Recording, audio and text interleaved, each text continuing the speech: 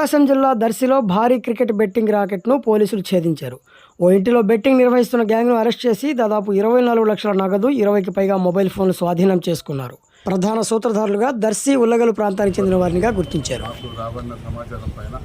నిన్న మేము దర్శిలో చేస్తున్న బెట్టింగ్ ముఠాలు బాగా ఇంట్లో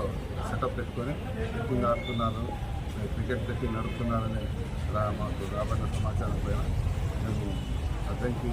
సిఐ గారికి స్పెషల్గా ఉత్తర్వులు ఇచ్చి ఫలానా ప్లేస్లో అది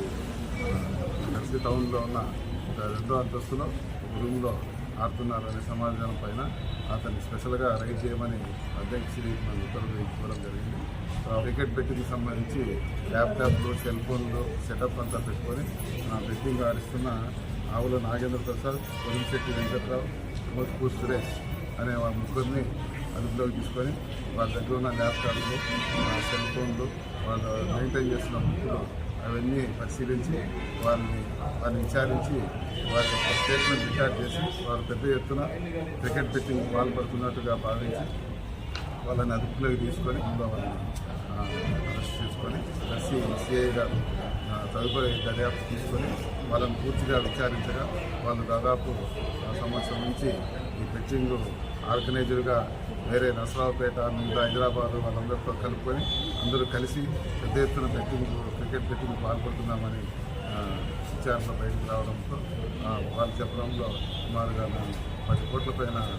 మేము ఇంతవరకు బెట్టింగ్ నడిపినామని చెప్పడంతో ఎవరెవరు వాళ్ళ తరఫున వెనుకున్నారు, ఎవరెవరికి పైన బుక్కింగ్ ఎవరు అని వాళ్ళు చెప్పిన విచారణలో వాళ్ళు చెప్పిన విషయాల మేరకు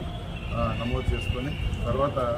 దర్శి సిఐ గారు నసరావుపేటకు వెళ్ళి అక్కడ కందుకూరి వీరశేఖరాచారి అలియాస్ గోల్డ్ శేఖర్ అంటారు, అతన్ని అదుపులోకి తీసుకొని అతని విచారణలో అతను